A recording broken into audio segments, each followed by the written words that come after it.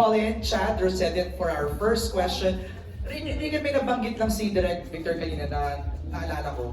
Daring daw kasi to, so hindi siya sure kung kaya mo talagang gawin. How daring ba yung gagawin mo dito? Well, Nagpakita ka ba? Ha? Nagpakita ka? may isang scene. May isang scene. Na, syempre, kaya ako i-prove na hindi nga ako si Big Bird, di ba? So, Okay. yung scene na yun. Pero it goes to a very intense scene na weird time natin hindi pa ata nakikita. Ever. Hindi ba napanood yung pelikula? Napanood. This was shot in Pattaya, right? Yes. Masaya doon. Bangkok. In Bangkok also. Pattaya in Bangkok. How many percent of the film was shot in Thailand? 80%. Okay, wow. 83%. 83. Last natin ito sa utak ko. 83% naman pala. Okay. Yeah, okay. No, let's ask first itong from Chad Rosette of Manila Feed. Chad, basahin ko na yung question mo. Is Chad here? Okay, wala. For Enrique, Pepe, Nico, and Red, for the cast, if you were to choose, kayo ba ay Big Bird or not Big Bird? Pass!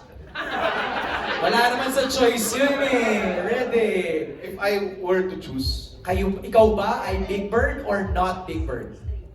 parang ang laking responsibility ng Big Bird eh. Ito yung natutunan ko sa shoot na. Basta walang explanation, pili lang. Pili lang ba ako kayo? Not. Not Big Bird. Nico Ducks nga eh. Oh! Ano sabi ng survey? Big Bird. Okay. Pepe? Proudly not Big Bird. Smile ka pa Ken, ikaw? Both. Hindi naman lagi, di ba? Minsan, pagpalamig, di ba? Alam mo, we're gonna be in big trouble. Surprise Ken, you have no idea kung anong pwede nilang itanong, ha? Pretty good, With pretty your good. movie title pala, I don't know. Where will this go? Baka mag-viral ka bigla tonight. Okay. Ken, ang next question ni Chad is, after ilang years na magkasama kayo ni Liza for projects, paano ka nag-adjust sa mga pagbabago sa career mo now that you're doing a solo project like this? Adjust? Was there adjustment? Siguro, okay, maganda kasi, I have a trivia here, Yeah. that for the last Valentine offerings noon ng Star Cinema and Black Sheep, you've done My X and Y's and Yes. Alone Together. Correct. So it's with someone. Yes. So now you're doing a Valentine movie alone. Yes. Kaya siguro Well, hence I'm the not question. alone. I have my bird cat. Yes. Pero, Pwedeng sumagot, magaling. Yeah, siguro not only, doing this alone without Liza, I think also me being out for almost like 4 years was itself also an adjustment for me to go back and get back on track. Pero medyo nasanay din ako. I mean, not super, but before I was paired up with Liza and our love team, lagi naman ako pinipare with everybody else, and I really did it You've done solo. 7 Sundays. Yeah, a lot of movies on my own. So, Yeah. of course, it felt weird, different, but it wasn't so alien to me. This was really refreshing. Super. Kasi parang talagang walang ka-love team, ikaw lang talaga, and you're with a bunch of crazy people. Yeah, we just have fun, di ba? Yeah. So walang masyadong iyakan, puro tawanan lang. Ganun yung vibe niya. Yeah. Pero why daw Thailand? Direct. Lilin. Kasi doon nangyari yung napagkama ng porn actor yung kasama ko. And at the same time, nung panahon ng mga, kasi yung porn ngayon libre na eh. Nung panahon ng 90s, sikat yung Thailand as a pleasure place. Saka tumira ako doon, so alam ko yung era of Bangkok during that time. May first-hand experience ka naman pala, Lilin, doon. Mahirap kasi Dalawa. maging Dax pag 90s. Okay, thank you, Chad, for your question. Next is from Nikki from Arambulo Live. For Enrique, was deciding to make your big comeback and work on the film something you had in mind for a long time? Or was there a pivotal moment that you experienced that led you to become ready to return to acting? Well, ever since before, I've always wanted to do films that I like watching. Not necessarily like comedy, but in my mind, I would really want to do a crazy adventure comedy movie, which this is the one. And Hangover and stuff, I'm a big fan of comedies. So I always wanted to have that list of projects na gagawin ko and more other genres pa. So when this came up, and I was like, yes, I need to do this, and I think it's time. Especially, everyone's coming back. The pandemic ended. Everyone's starting to open up and go back to watching films, and yeah, I think it's just nice to do something different, something exciting. Saka sa mga singles sa Valentine's, no? Perfect nung ano. Oo, I mean lahat. Single. Barkada actually. Barkada. Kahit wala kayong, sabi nga nila, pag wala silang maisip, gusto mo i-date isang girl, Right. it's the perfect, Right. excuse. So, may sabihin ka, buhay. Pwede mo isama yung parents ko. Oo. Sure ka ba dyan? Oo, pwede. Yes. Pwede. Manonood din si mama. Sigurado ba? Totoo ba? Yeah, sorry mom.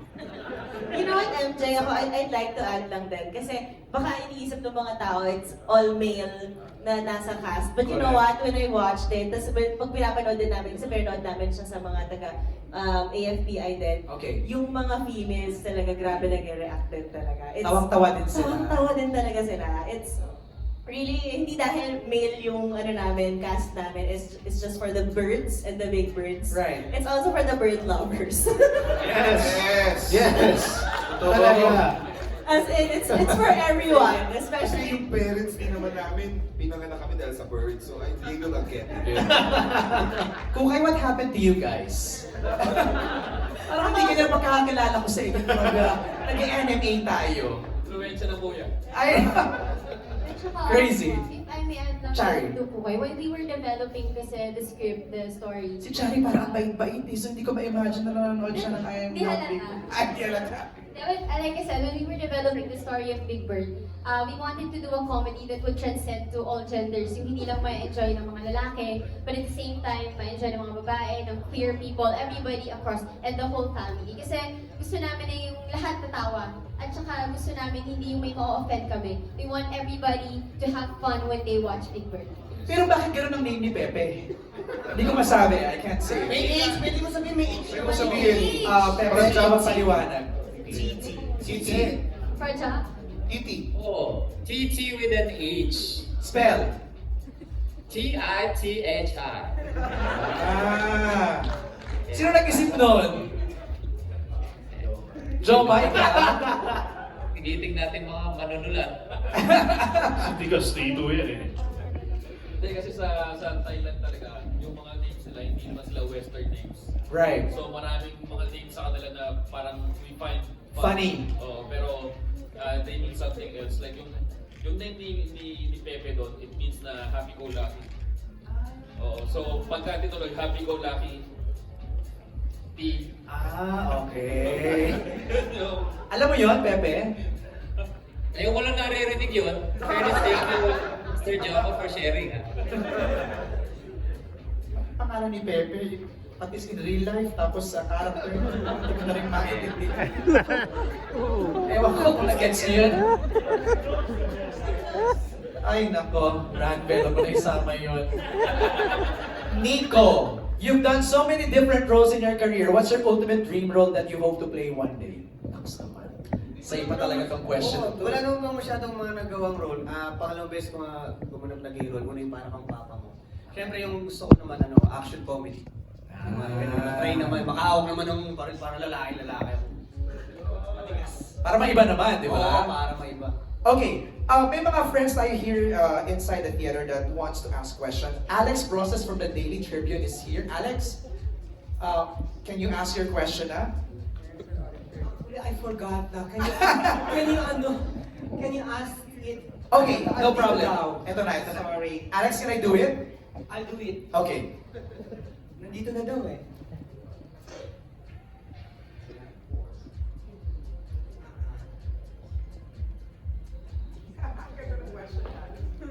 Ang ganda ng question ni Alex, actually. No, because I have it. But yeah. It's really Oh funny. yeah. For Enrique Gil, can you confidently say that what you have is more than enough to satisfy your partner? Of course, pa. Siyempre, yun, di naman sa size yun, sa pagkain. Hindi, pero ang sabi ko talaga, if you can make a girl laugh, you have the biggest package in the universe. Yun lang kailangan mo. So would you say you have the size or the performance or both? All of it. Oh, yeah. Confident? Di ba confidence ni Enrique ngayong comeback niya? Alex? I have another question for Nico. When is having a big bird an advantage and a disadvantage? Sa part ko po na in relationship po ako, may disadvantage po kasi yung misis ko munting pumutok yung abdo eh. Disadvantage siya minsan. Ayun po. Ayun yung advantage. Yun po yung disadvantage. Ang advantage po, kinikilig po yung mga fans po pag nakapitan po. Okay, thank you. Okay, wait. Enrique! MJ, okay ka pa ba? Buti na lang walang microphone si Enrique po. Sa totoo lang yung mga sinasabi niya rito sa likod. Naka-fitted ka ba ngayon? Para hindi siya magawan. Giver po! Naka-fitted ka ba ngayon? Medyo lang. Wala, daya, pinasol sa'yo nito ang yata. Mga conceal na ganyan. Thank you, Alex! Okay, ang next question is from G. G, andito si G eh. G, you wanna ask your question? Ako na? Okay, nahiya si G. For Enrique, Pepe, Nico, and Red, what ran in your mind when you heard the title, and did you have any misgivings about accepting it? So anong tumakbo sa isip nyo nung narinig nyo yung title? At meron pa kayong hesitations? Yeah, diba? Akin wala talaga. This is the exact adventure comedy barkada movie that I've always wanted to do. Perfect setting sa Thailand. I need to do this. Right. I need to do it. Ako, problema nito tataas ang standard kasi si Enrique sabi niya, binigay niya na lahat. Aarte pa ba kami? Si Enrique nga, binigay na yung lahat, di ba? So mula ngayon, bibigay na namin yung lahat. Red? No hesitation. Masaya siyang project. Pasok siya sa schedule ko. So. Nakakahiya naman, Red. Thank you, ha? Wala po. Grabe naman si Red. Pepe, ikaw. No hesitations din. Tsaka unang pumasok sa isip ko, about time. Na? Kasi about time. About time na gumawa ng ganitong klaseng pelikula. Kasi fan kami ng mga 90s comedy. Diba? So, balik natin. Yun na nga. Eto na nga. Naninibago ako kay ano? Load ang tingin ko sa'yo. Iba ang naninibago ako ng konti. Okay, my next question siya, same for you guys. This seems like a fun ride. What were the most unforgettable parts shooting the film and why? Let's start with Pepe. Unforgettable. Pwede bang sabihin? Bala ko. Hindi, roller coaster ride talaga ang experience namin sa Thailand. I can say na nag-immerse talaga kami. Napaka-colorful ng culture ng Thailand and the people. Nagkaroon kami ng mga kaibigan ng locals, which is something that we will treasure forever. Kaka-message pa rin kami hanggang ngayon ng cast from Thailand. So, Oh, wow. Yun ang greatest takeaway namin, greatest blessing. How many days did you spend in Thailand? 9 days. 9 days. Red, ikaw, unforgettable. Meron kaming ginawa after ng shoot kami ni Pepe. Tapos parang kasama yung cast ng Thailand na napakasaya. Parang private tour ng, kasi small business owner yung isang Thai na actor. So na-invite kami ni Pepe. Tapos nag-enjoy kami sobra. Dami namin kinain pagkatapos. Sarap na tayo. Kinain? Yes, oo. Na? Food. Okay. Grabe naman to. Nililinaw lang natin. Wholesome po. Okay, Nico? Ako, dahil yung role ko dito is part ng LGBT community. So may mga scene ako dito na first time kong ginawa. At saka ginawa ko syempre para sa movie. So yun yung dapat din abangan nila. Okay. Naughty yung mga ginawa mo dito. Oh yeah. Din naman, syempre. Very naughty. Kasi di ba sa Pattaya meron din yung parang ping-pong... Yes, yes, yes. So meron dito yan? Yes, meron din po. Okay, kaya ikaw naman. Shooting in Thailand, you know, with the cast, with the Thai crew and Thai cast, lahat ng food na kinain namin, may mga foot massage namin on the side. Tsaka yung basta, shooting there, just shooting in Thailand was a really, really fun experience. para But sa- she's asking for a particular scene. Scene, Siguro ba, baka pwede rin namin abangan. yung chase scene, yung hinahabol po kami, yung nakita niyo, yung Yes. slow-mo. Yes. Yeah, yung slow-mo na yan, no? Parang the whole day, puro chase scene lang yan. Super fun, tapos ang dami talagang talent, sobrang dami. And ayun, tapos na-aksidente pa to. Medyo natapilok kumapit sa cactus. No way! Pero super professional, masasabi ko talaga. Tuloy pa rin ang take namin. So, medyo sumakit ang legs namin, hindi kami prepared, pero May yeah. massage pagkatapos. Oo, yun. Kaya puro kami massage actually. And then this was shot during pandemic pa? Hindi naman. No na. So, yung restrictions, maluwag na siya. Yes. Okay. And this was shot after your contract signing? Yes, yes. Ah. We had an event here and then just a launch of it. Right. Hindi pa namin na-shoot yun. And then, after the launch, a couple days or a week, I think. You flew na? Yeah. Okay. G, okay. Okay na si G doon. Next question is from Goldwyn Reviews. Wow. Gold win.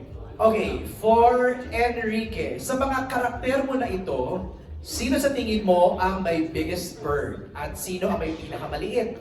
Okay. Number 1, from Alone Together, si Rafael Toledo. Big Bird or pinakamaliit? Tapos number 2, si Dexter Bonifacio ng 7 Sundays. Number 3, si Sergio Martinez ng My X and Y's. And si Carlos Sandoval ng Dukot. So, Dukot? sino doon ang may biggest bird? Parang sa akin talaga si Lakas eh. Sa Bagani. Ah! Siyempre may milukawas na, di ba? So si Lakas. Hindi, pero I think si Dukot is the biggest bird kasi he went through hell. Dun sa nung kinidnap siya, but you know, he still pushed through it and he fought every way. Pinakamaliit na bird dun sa road, hindi ko alam, man. Sino ba? Siguro yung sa 7 Sundays na lang. 7 Sundays na lang. 7 Sundays. Okay. For Enrique, Pepe, Nico, and Red, ano ang top 3 na big sa'yo? For example, the way of answering daw is, I have a big blank. Tapos tatlo. Except daw heart. May narinig na ako nag-heart. Bilis naman. Tanggalin na natin yung heart na yan. Kaya physical, pwedeng abstract. Kung gusto niyong kumita yung pelikula, physical. Joke lang. I have a big left testicle. Yung left lang. Sa hindi talaga Pantay. And unfortunately, tatlo na siya. So, Yun na yun. yun na yun. Pepe? Nawala si Pepe sa Zoom? Tumakas! Pepe, mali! Okay, Nico. I have big ears. Totoo naman. Actually, totoo. Big ears, big arms, may braso kaya na Big Bird.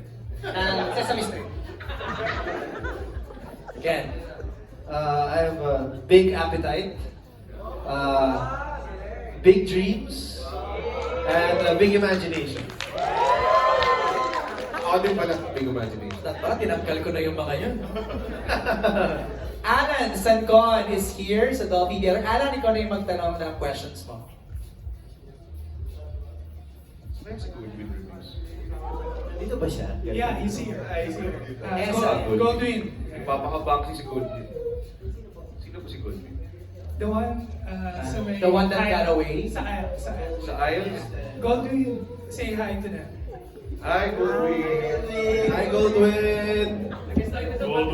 Good question. Goldwyn, may tanong sila. Ikaw daw sumagot ng tanong mo. I have a big black. Top 3. Big reviews. Left and right. Yeah! Pantay! Pasok! Actually bro, patingin mo yun. Bigyan ng ticket yan sa premiere na. Thank you, Goldwyn. Alan, go ahead. Na-pressure si Alan. Ikaw, Alan, you have a big... Joke lang. Wag na ako sila na lang. Congratulations na. Natuwa talaga ako sa trailer. For sure, matutuwa rin yung mga manonood. Yung question ko for Enrique, talagang na-miss ka ng mga fans mo, di ba? Parang why you choose yung comeback movie mo is comedy and how, kumbaga, challenging. Kasi parang hindi naman namin matandaan na gumawa ka ng ganitong klaseng comedy before, di ba? How challenging yung role mo dito and why you choose to have yung comeback mo na comedy yung gagawin? Challenging kasi well, dalawa din yung characters na pinoportray ko dito, si Carpio at si Big Bird. Yun lang naman. Tapos siguro yung challenging part was I've been out for a couple years, tapos coming back. Yun lang yung challenging for me kasi syempre parang, di ba, pag dire-diretso, okay lang. So yun lang yung challenging part is getting back, getting the feel of it, and then, portraying two characters. And sana lang nakakatawa, di ba? Inisip mo sana nakakatawa na ng content. So, yun lang. Pero accepting the film, I've always wanted to do comedies kasi ako, big fan ako ng comedy. Kami, Papa growing up, we always watch comedy. Yun ang distress ko watching comedy films. So parang pag nakikitang hilig ko, hindi ako gumawa ng ganito. So, yun, ginawa namin. But do you understand that it's hard to do comedy? Oh yeah, harder. Sabi nga nila, mas mahirap magpatoke sa magpaiyak. Exactly. Oo. So, yeah, it's hard, but it's also soft. Joke lang. Joke lang. Hindi. But yun, it made it easy because of the cast and the situation. Diba? So, yeah. Hard and also soft. Before my second question, parang Naninibago ako kay Enrique talaga. tanong ko lang, kasi parang napansin ko doon sa trailer, merong parang comment si Liza doon na nakalagay, "Hello Big Bird." Di ba? Parang Nakita mo yun? Nakita nyo. Yeah, nakita Galing mo ko. naman. Paano naging situation kung paano niya sinabi sa'yo na ano yung sa text ba? Or- Napanood niya? Nakita nasa trailer. Nakita sa harapan. Hindi, napanood Yeah. na ni Liza. Hindi, syempre nag-usap kami kasi, gumawa din ako ng promo for her movie Lisa Frankenstein, which sana guys, mapanood nyo din, yung Lisa Frankenstein. So, ako naman sabi ko, tulungan mo ako kahit isang statement dun sa trailer. So, yun. Ang sagot mo, "Hello Big Bird." Ano sinagot mo that time? Hello, Big Bird? Sinabi mo. Yun sinabi niya. Hindi, yun ang sinabi. Hello, Big Bird. Sabi ko, okay yan. Pwede na. Lagyan na natin yan sa trailer. Matatawa si MJ. Bahala kayo dyan. Yun nga. Simple. Sabi ko, simple lang. Kahit one-liner lang. Okay, hello, Big Bird. Okay na yun. Okay. Thank you. Ang tinutumbo kasi ni Alan kung sumagot ka ba daw doon sa Hello Big Bird. Yeah. Yeah, hello din. Okay. Thank you. Yung second question ko for